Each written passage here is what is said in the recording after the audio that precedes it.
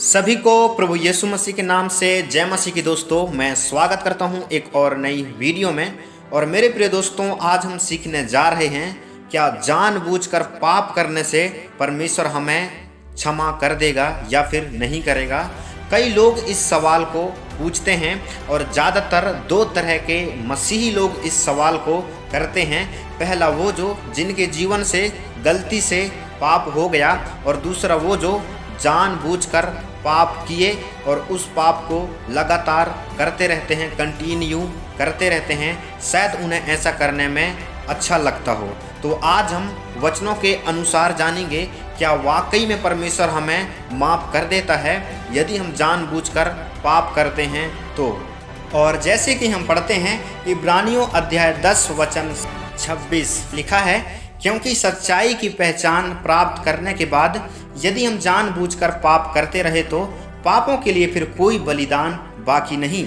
यहाँ पर वचन हमें साफ साफ बताता है, जब हम सच्चाई को प्राप्त कर लेते हैं और सच्चाई को पहचान जाते हैं और हम पाप को भी जानते हैं कि पाप क्या है और पाप करने से क्या मिलता है, और हम यीशु मसीह के बलिदान को भी जान जाते हैं कि यीशु मसीह ने हमारे पापों के लिए बलिदान हुआ, हमारे पापों के लिए वो अपना प्राण दिया।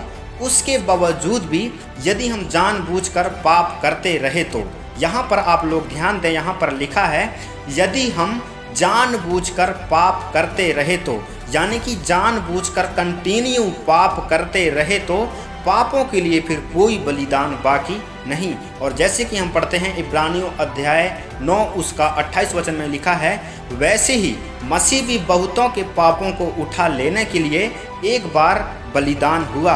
यहाँ पर आप लोग ध्यान दें कि यीशु मसीह ने हमारे पापों को उठा लेने के लिए एक बार बलिदान हुआ है।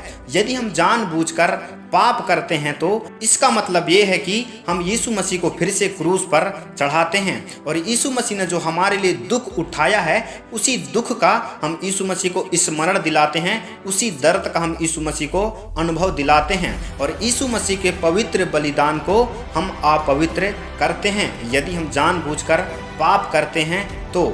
और जब हम पहला यूहन्ना अध्याय 3 और वचन 9 को पढ़ते हैं तो यहाँ पर लिखा है, जो परमेश्वर से जन्मा है वह पाप नहीं करता, क्योंकि उसका बीज उसमें बना रहता है, और वह पाप कर ही नहीं सकता क्योंकि परमेश्वर से जन्मा है।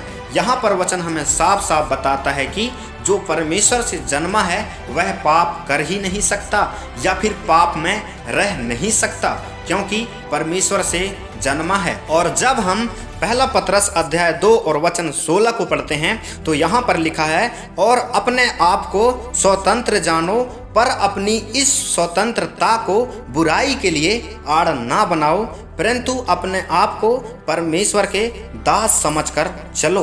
तो कहने के मतलब ये है कि जब परमेश्वर ने हमें स्वतंत्र किया है तो इसका मतलब ये नहीं है कि हम बुराई करें या फिर पाप करें। यदि हम ऐसा करते हैं तो परमेश्वर के अधिकार का हम दुरुपयोग करते हैं। और वचन हमें यहाँ पर बताता है, अपने आप को परमेश्वर के दास समझकर चलो। तो हमें अपने आप को परमेश्वर के दास समझकर चलने की ज़रूरत है। तो सवाल ये है कि जानबूझकर पाप करने से क्या परमेश्वर क्षमा कर देगा? जरूर परमेश्वर हमें क्षमा कर देगा, क्योंकि हमारा परमेश्वर प्रेमी है और वह सबसे प्रेम करता है, चाहे पापी हो चाहे धर्मी हो, क्योंकि हमारा परमेश्वर दयालु है और वह लोगों के प्रति अपनी दया को दिखाता है, क्योंकि हमारा परमेश्वर अति अनुग्रहकारी परमेश्वर है और वह सब लोगों पर अनुग्रह करता है। इसलिए यदि हम जानबूझकर हमसे पाप हो जाता है तो परमेश्वर उसे क्षमा कर देता है। लेकिन हमें बाइबल को समझना बहुत ज़रूरी है। जैसे कि लिखा है गलतियों अध्याय 6 वचन 7 में, धोखा न खाओ, परमेश्वर ठट्ठों में नहीं उड़ाया जाता, क्योंकि मनुष्य जो कुछ बोता है वही काटेगा। इस वचन के माध्यम से आप समझ सकते हो कि मनुष्य जो कुछ बोता है उसे काटना पड़ेगा। यदि हम जानबूझकर पाप किए हैं और उसका प्रतिफल दंड है तो उस दंड को हमें सहना पड़ेगा।